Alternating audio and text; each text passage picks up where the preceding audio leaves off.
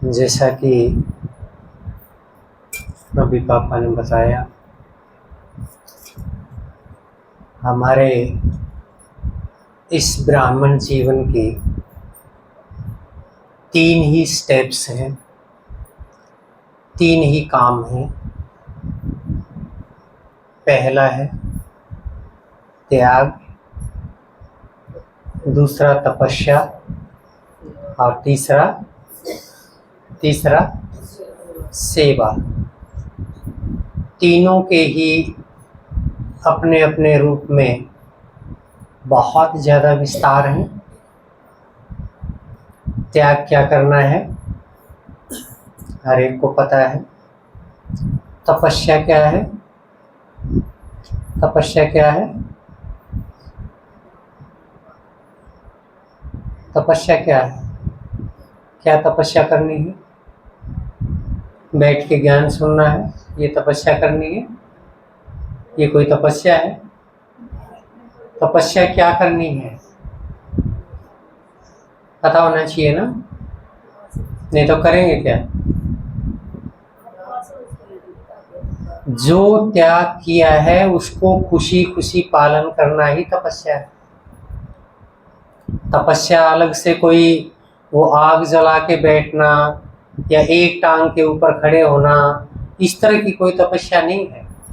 भगवान की श्रीमत के अनुसार जो त्याग करना आपको पड़ा उसको खुशी खुशी निभाते हुए, उसी में निरंतर आनंद का अनुभव करते हुए जीवन व्यतीत करना तपस्या है। और सेवा क्या है? दोनों चीजें सही होंगी तो अपने आप ऐसा हो ही नहीं सकता कि हम किसी को बताएंगे। पहली सेवा, सबसे मोटी सेवा क्या है? दूसरे को बाप का परिचय देना। उसके बाद आप जितने प्रकार की सेवा कर सकते हो, मनसा वाचा कर्मणा, तन मन धन, 6 प्रकार की सेवा है। आप किसी भी प्रकार की सेवा करोगे, जरूर करोगे। क्यों? जिसके लिए आपने त्याग किया, जिसको आपने जीवन को तपस्या के रूप में अपनाया, उसके लिए अगर आपका कदम नहीं बढ़े, ऐसा हो ही नहीं सकता। आप कुछ भी देख लीजिए, आपने एक आध बच्चा पैदा किया तो क्या करेंगे? अभी जैसे बताया, उसी के लिए लगे रहते हैं। वो चाहे बाद में लाठी मारे, गाली दे, घर से निकाले, कुछ भी करे, लेकिन हमारा पूरा अटेंशन, हमारा पूरा जीवन, हमारा पूरे सब संसाधनों का जो डाइवर्जन है, जो डायरेक्शन है, वो किसकी पालना में होगी? उन्हीं बच्चों की पालना में होगी। क्यों? क्योंकि उसके साथ हमारा संबंध है। तो त्याग क्या करना है? बाकी सब इस प्रकार के व्यर्थ को समझकर, उसको छोड़कर और एक बाप के साथ संबंध स्थापित करना, नंबर 1। दूसरा बाबा क्या कहता है? किसके साथ संबंध है हमारा? इस दैवी परिवार के साथ संबंध है। क्यों संबंध है? इसके बारे में आपको पता होगा कि दादाजी ने बहुत बार क्लास करवाई है। 5000 साल आपने इन्हीं सब के साथ पार्ट बजाना है। तो जैसे पिछली बार दीदी ने कहा था, लास्ट जन्म में जो मिले हैं उनके लिए तो इतनी ताकत लगा रहे हैं, सब कुछ उसके ऊपर न्योछावर कर रहे हैं, झूठ सच बोल के, बेईमानी करके, कुछ भी करना पड़ जाए उसके लिए सब कुछ कर रहे हैं। और जो इतने लंबे समय के साथी हैं और जो सब कुछ देने वाला है, उसके लिए पर्चा भी ढंग से नहीं बांटा हमने, है ना। आज का रिजल्ट बताया ना, जैसे नहीं तो ढंग से बांटा होता तो कोई ना कोई तो जरूर टर्न अप होता। तो इसी तरह से हमारे यज्ञ में बहुत सारे, जैसे अभी बताया ना, जिनकी कमाई का परिणाम, जिनका कमाई का फल हम खा रहे हैं, वो बहुत विशेष बाबा के रत्न हुए, जिनमें से एक बहुत बहुमूल्य रत्न कौन था? दादी प्रकाशमणि। दादी प्रकाशमणि जी 25 अगस्त को 2007 में जिन्होंने अपना शरीर छोड़ा और वो बाबा की गोद में अव्यक्त वतन में पहुंची। दादी प्रकाशमणि के बारे में आप सब लोग थोड़ा थोड़ा हो सकता है जानते हो, लेकिन दादी प्रकाश मणि जी का जीवन जो था वो संपूर्ण रूप से त्याग, तपस्या और सेवा का जीवन था। बाबा बाबा और बाबा, आदि मध्य और अंत क्या था जीवन का? सिर्फ बाबा। बाबा ने जो कहा, बाबा ने ये कहा, बाबा ने ऐसा किया, बाबा ने वैसा कहा, ऐसा हमें करना है। आप ये देखो, हमारे छोटे छोटे परिवार होते हैं, विस्तार से उसके बारे में बात करेंगे, लेकिन हमारे जो छोटे छोटे परिवार होते हैं उसमें कितनी सारी बातें होती हैं, है ना? और वही सड़ी गली बातें होती हैं, कुछ नहीं लेना देना। यहाँ इतने सारा ब्राह्मणों का परिवार, कितना? लाखों का, 50,000 बहनें समर्पित, 8,000 दादी जी के टाइम पर सेंटर थे पूरे भारत को और विश्व को मिला के। 130 देशों में संगठन का, हमारे यज्ञ का विस्तार दादी जी के टाइम पर हुआ। आज हमारे कितने देशों में सेंटर हैं? 140 देशों में। दादी जी के टाइम पर कितने थे? 130 देशों में। जितना भी यज्ञ का विस्तार हुआ, चाहे वो भारत में, चाहे वो ओम शांति भवन बनाने से लेकर है, या फिर वो हमारा ज्ञान सरोवर है, या वो शांतिवन है, या विश्व के जितने भी बड़े बड़े देश हैं, और सब में जो भी बड़े बड़े सेंटर बने हैं वो सब किसके कार्यकाल में बने? दादी जी के कार्यकाल में बने। तो आप सोच सकते हैं कि उस आत्मा ने कितनी त्याग, तपस्या और सेवा के संकल्प को साकार रूप में जीवन में उतारा। तो ये बहुत महत्वपूर्ण बात है। जिसके घर के पूर्वज ऐसे हों, उसके बच्चे कैसे होंगे? उनके अंदर ये सब चीजें कहाँ से आएंगी? सहज ही आ जाएंगी। उनके पास धीरे धीरे आपको चेक करना है कि हमारी स्थिति में और चीजें कितनी कितनी है ना? एक छोटी सी सुरसी भी अगर हो हमारे पास अनाज में, तो जब तक उसको हम नहीं निकालेंगे तो क्या ऐसे हमारी संतुष्टि होगी कि वो साफ हो गया? नहीं होगी ना। इसी तरह से छोटी चीज भी जो आपको ज्ञान से, जो आपको बाबा से, जो आपकी उसकी धारणाओं से, जो बाबा के परिवार से, जो आपको थोड़ा सा भी दूर खींचती है, तो या तो अपना आप कर्म भोग उन आत्माओं के साथ बना रहे हो, फिर बाबा के और परिवार के साथ आपका हिसाब किताब कम होगा तो क्या होगा? यहाँ पिछाड़ी में थोड़ा बहुत मिलने के लिए, वो भी सेवा करने के लिए आपको जन्म प्राप्त होंगे। तो दादी जी 1936 में ही यज्ञ में आई। जब यज्ञ की शुरुआत हुई तो बहुत अच्छे परिवार से थी। इंग्लिश मीडियम स्कूल से दादी जी ने उस समय पर मैट्रिक पास की थी। उनके पिताजी भी बहुत अच्छे स्वभाव के थे और उन्होंने ही भेजा था कि देखो दादा सत्संग करते हैं, तुम्हारे पास छुट्टियां हैं तो तुम भी चली जाओ। तो इस तरह से जब वो आई तो उनको बाबा के अंदर श्री कृष्ण का साक्षात्कार हुआ। दादी श्री कृष्ण की बहुत अच्छी भक्त थी।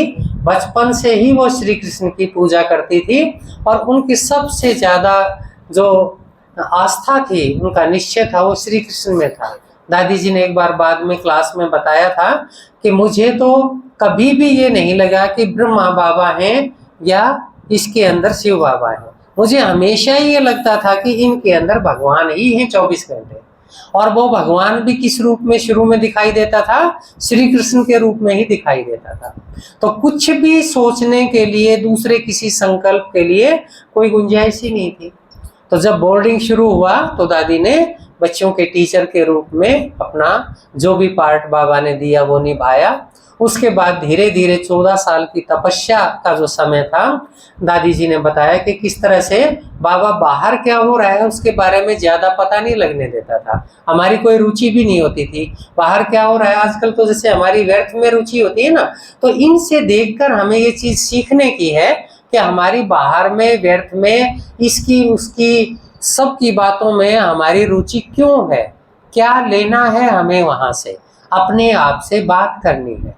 दादी ने यही बताया कि हम ऐसे एक दूसरे के साथ, बाबा अलग अलग प्रोग्राम देते थे, योग का प्रोग्राम, क्योंकि सेवा तो कुछ होती नहीं थी, ऊपर से ही संदेशी प्रोग्राम लेकर आती थी। एक एक हफ्ते का प्रोग्राम होता था और रात को 2 बजे से लेकर सब योग करते थे। लेकिन बजे का ऐसा कोई समय नहीं होता था कि हमें 2 बजे उठकर योग करना है। किस तरह से करते थे? सहज ही उठ जाते थे और सहज ही फिर योग में ही रहते थे, ना समय देखना होता था, घंटों घंटों बैठे रहते थे, पता ही नहीं लगता था कितना समय हो गया। तो इस तरह की तपस्या करके दादी जी बहुत ही मजबूत आधार बाबा ने उनका बनाया, जिससे क्योंकि जानी जाननहार बाबा को पता था कि इस आत्मा से क्या काम लेना है। दादी जी ने एक बार बताया कि मम्मा से भी इवन बाबा ने पूछा कि बच्ची कोट पैंट वाले से शादी करनी है या मुकुटधारी से शादी करनी है। बाबा ने मुझसे तो ये पूछा भी नहीं कि आपको किससे करनी है। बाबा ने बता दिया, नहीं आपके लिए ये क्वेश्चन है ही नहीं, आपको करना ही बाबा को याद है, बाबा की सेवा करनी है। ये दो विकल्प भी देने की जरूरत नहीं है कि इससे करोगे या उससे करोगे, कोई विकल्प नहीं है। और दादी ने बताया कि कभी ये विकल्प आया भी नहीं। जो बाबा ने कहा, जो श्रीमत बाबा की, हाँ जी बाबा। तो धीरे धीरे फिर यज्ञ का विस्तार हुआ। 1954 में बाबा के आगे ही जब विदेश में गए, विदेश में जाने वालों में हमारा जो पहला डेलीगेशन था उसमें दादा विश्वरतन थे, दादी रत्नमोहिनी जी थी और दादी प्रकाशमणि जी थी। जापान में गए थे, निमंत्रण आया था, तो वहाँ बहुत अच्छी सेवा करके आए। पहला वो देश के बाहर परिचय देने का अवसर था और उसमें बहुत अच्छी सेवा हुई। इसके बाद उनका बहुत अच्छा स्वागत हुआ। धीरे धीरे आपको पता है 1969 में जब ब्रह्मा बाबा ने शरीर छोड़ा तो सारी जो जिम्मेदारी, सारी जो पावर्स वो दादी प्रकाशमणि जी को बाबा ने हैंड ओवर की। आपको पता होगा कि दादी जी को बाबा कभी रखते नहीं थे, मधुबन में नहीं रहने देते थे, लेकिन उस दिन बाकी सबको भेज दिया। दादी को कहा कि आप रुक जाओ। दादी का लौकिक नाम क्या था, कौन बताएगा? दादी का लौकिक नाम क्या था? दादी का लौकिक नाम क्या था?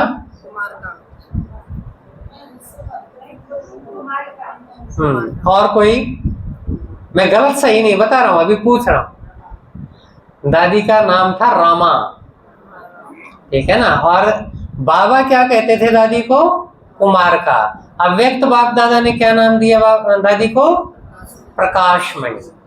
और इस तरह से 1969 में बाबा ने दादी के पास सब कुछ छोड़कर उसको सारे यज्ञ की कमान देकर और बाबा अव्यक्त हो गए। बाद में फिर दीदी मनमोहिनी जो उस समय पर बॉम्बे में थी वो भी आई, तो उनको दादी के साथ जोड़ा क्योंकि वो बहुत अनुभवी थी। और इस तरह से यज्ञ की आगे एक कदम, एक बड़ा एक जो कदम था वो और आगे उठा और इसके बाद धीरे धीरे यज्ञ की और ज्यादा वृद्धि होती चली गई। अव्यक्त बाप दादा जब आए 18 के बाद 21 जनवरी को, उस समय पर बाबा ने बताया कि बाबा हमेशा साथ हैं और बाबा हमेशा जैसे साथ थे, सिर्फ जगह परिवर्तन की है, लेकिन बच्ची जब भी याद करेगी तभी बाबा हाजिर हो जाएंगे। तो शुरू में दादी ने बताया था, गुलजार दादी ने, कि किस तरह से दादी प्रकाशमणि मिनट में भेज देती थी दादी गुलजार को ऊपर कि जाओ गुलजार बाबा से ये पूछ के आओ। सारी चीजें पूछ के करती रही और इस तरह से यज्ञ को इतनी ऊंचाई तक पहुंचाया। इसके बाद दादी विदेश में गई। दादी जानकी जी तो विदेश में चली गई थी 1974 में। उसके बाद धीरे धीरे विदेश की सेवा शुरू हुई। तो दादी विदेश में गई तो उन्होंने देखा, रमेश भाई थे साथ में और दूसरे भाई थे। तब दादी ने देखा कि ये कौन सी बिल्डिंग है। रमेश भाई ने बताया कि दादी ये यूएनओ की बिल्डिंग है, संयुक्त राष्ट्र संघ की बिल्डिंग है। तो दादी ने कहा कि इसमें इतने सारे झंडे लगे हुए हैं, इसमें बाबा का झंडा क्यों नहीं लगा हुआ है। तो दादी बड़ी इनोसेंट थी, तो फिर रमेश भाई को बड़ी हंसी आई और उन्होंने कहा कि नहीं दादी, इसमें सारे देशों के झंडे लगते हैं जो इसके मेंबर हैं। तो फिर भी दादी ने कहा कि नहीं, बाबा का झंडा यहाँ लगना चाहिए। और इतना वंडरफुल, देखिए आप, थोड़े से दिन के बाद ही जब हमारी जो संस्था है यूएनओ की मेंबर बनी तो बाबा का झंडा वहां लगा। बाबा ने एक बार, अव्यक्त बाप दादा आए थे तो बाबा ने एक बार कहा था कि बच्ची का कोई भी संकल्प जो है उसको पूरा करने के लिए बाप बंधा हुआ है। ये कोई भी संकल्प करेगी बाप उसको जरूर पूरा करेगा। तो वो संकल्प पूरा हुआ।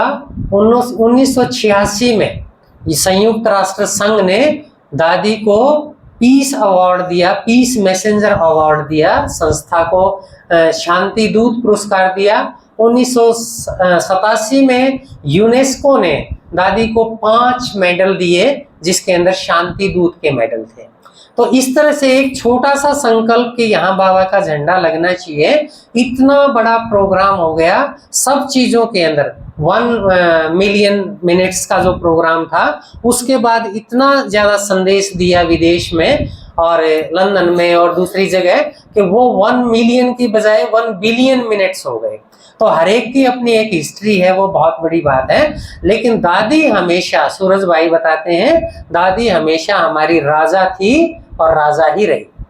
यज्ञ में हालांकि उस समय पर ज्यादा साधन नहीं होते थे, लेकिन दादी विशेष रूप से बच्चों के लिए, जो भी समर्पित थे उनके लिए बीच बीच में 36 प्रकार के भोजन बनवाती थी। बेशक चाहे साधन नहीं हो, लेकिन छोटी से छोटी चीज का और सब तरह की खुशहाली का दादी पूरा ध्यान रखती थी, हर एक से मिलती थी। मेरा भी बहुत बड़ा सौभाग्य है, मैंने दादी को देखा 2 बार। जैसे ओम शांति भवन है, जब सब जाने लगते थे तो मैंने देखा दादी मोहिनी बहन के साथ, जो उनके साथ रहती थी, बाहर रोड के ऊपर, पांडव भवन आप आपने देखा होगा सबने, किस किसने देखा है?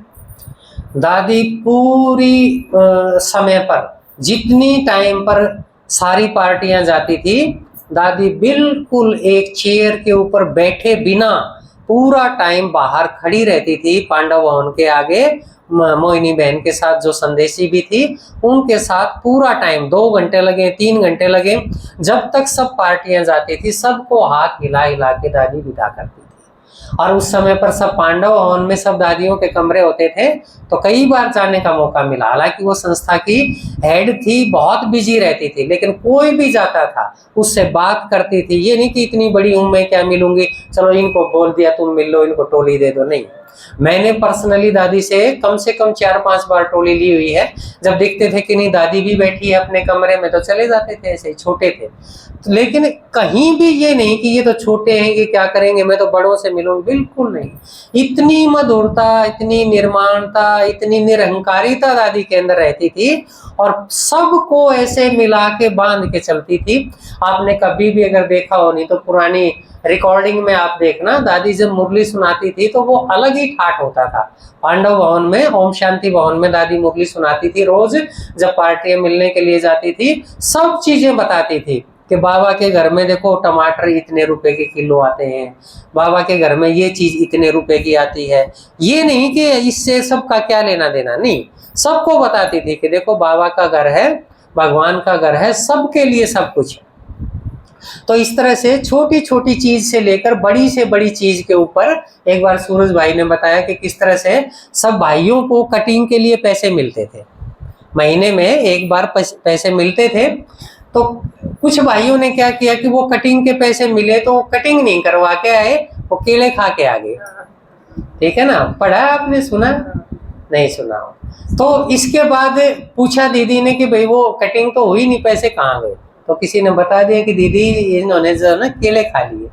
दादी के पास भी ये बात कही तो दोनों ने चर्चा की, दादी ने सबको बुलाया और क्या कहा होगा दादी ने कहा ठीक है, अगली बार से जब भी सब्जी आया करेगी सबके लिए केले भी आया करेंगे। ये नहीं कि तुमने केले क्यों खाए, तुम यज्ञ से इतने कीमती पैसे होते हैं, तुम अपनी सुख सुविधाओं पे तुम्हारा मन इतना ही कंट्रोल में नहीं है, आज केले खा रहे हो कल दूसरी चीज मांगोगे कि नहीं। ये बाबा के बच्चे हैं, इनका जीवन है, इन्होंने सब चीजों का त्याग कर दिया और अगर इनका खाने का मन करता है तो इनके लिए ये प्रोविजन रहेगा, ये चीज मिलेगी।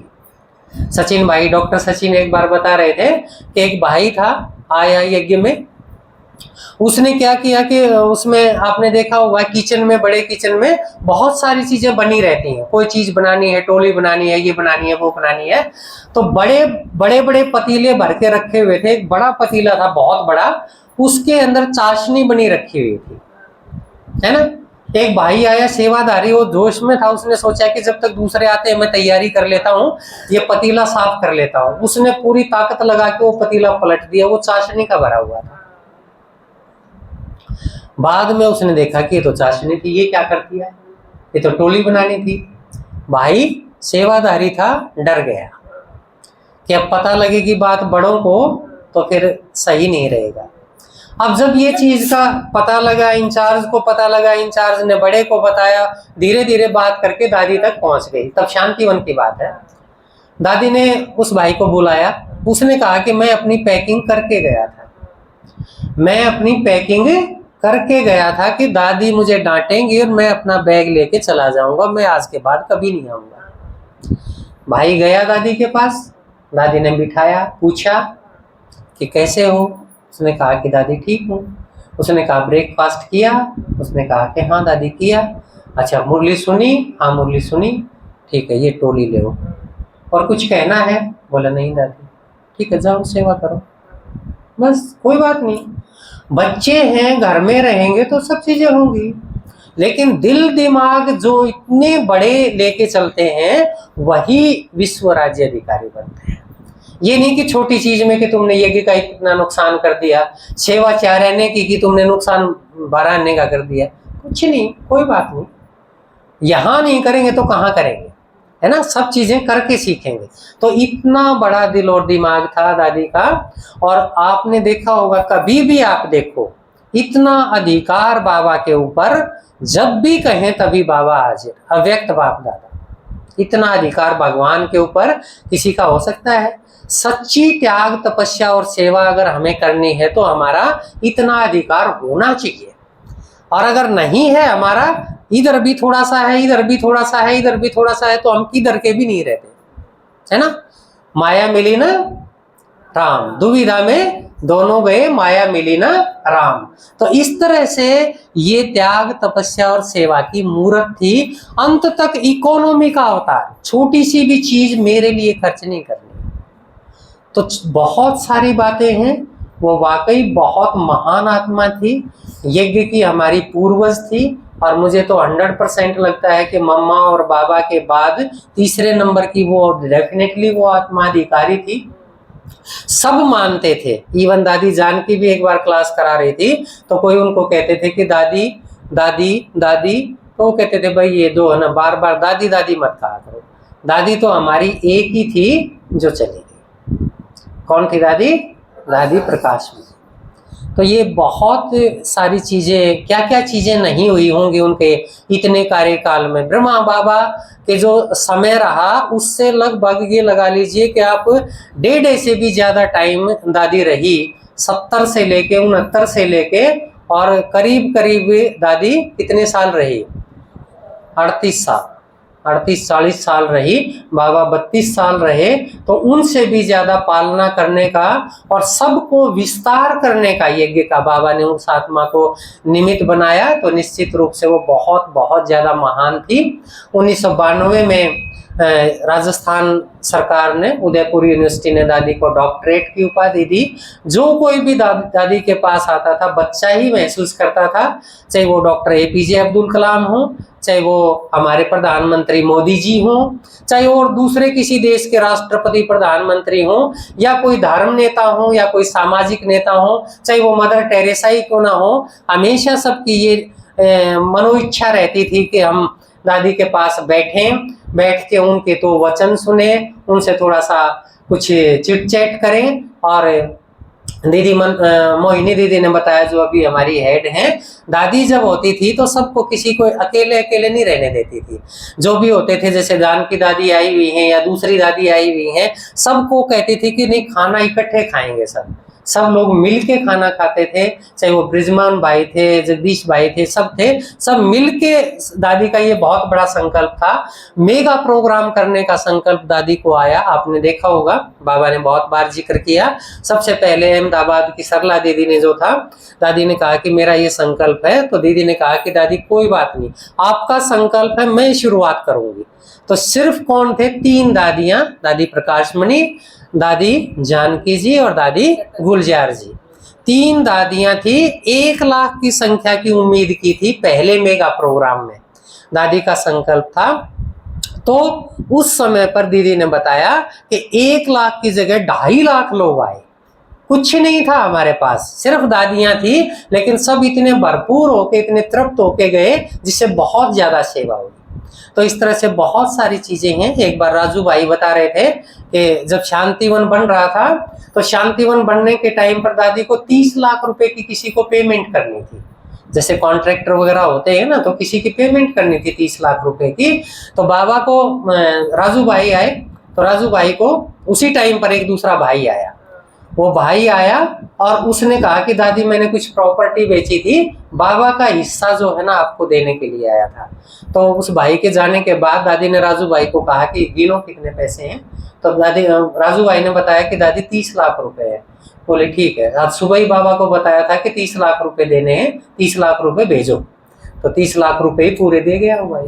तो इतना ज्यादा अधिकार भगवान के ऊपर, एक संकल्प के ऊपर सारी चीजों को चेंज करने के लिए वो तैयार हो, तो इतनी बहुत बहुत विनम्र, बहुत बहुत ज्यादा मिलनसार, बहुत बहुत ज्यादा निरहंकारी और सर्वगुण संपन्न ऐसी दादी थी जिससे सब बहुत तृप्त होते थे।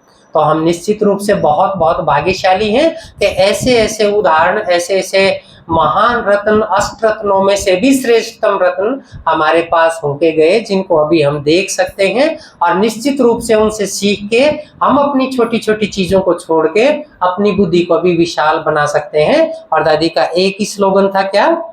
निमित्त भाव, निर्माण भाव और निर्मल वाणी। तो सब इस चीज का ध्यान रखेंगे तो ऐसी दादी को बहुत बहुत आभार। ओम शांति।